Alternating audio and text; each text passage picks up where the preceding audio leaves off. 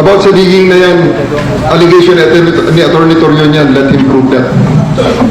Wala akong sinasabi muna dyan sa mga bagay na yan, sapagkat yan ay allegation nila. Let them prove it. Yan ang gusto nila. Din, sige, let them prove it also. Pero may photos and videos din.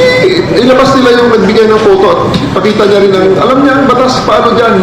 Ilabas niya yung taong nagbigay at bigay niya rin ng sworn statement kasi kaya kong gawin yan sa loob ng Photoshop.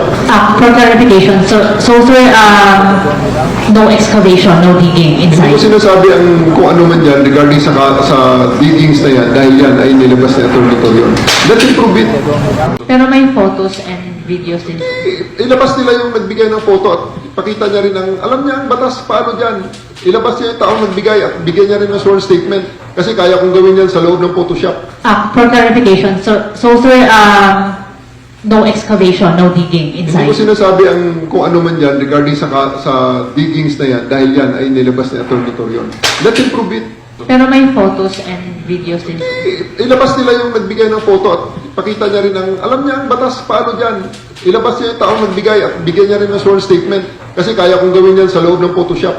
For clarification, so sir, no excavation, no digging Hindi inside. ko sinasabi ang kung ano man yan regarding sa diggings na yan dahil yan ay nilabas ni Atty. Torion.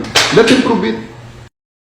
For clarification, so sir, no excavation, no digging Hindi inside. ko sinasabi ang kung ano man yan regarding sa diggings na yan dahil yan ay nilabas ni Atty. Torion.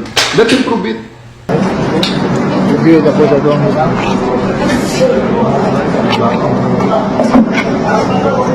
Ay, dito.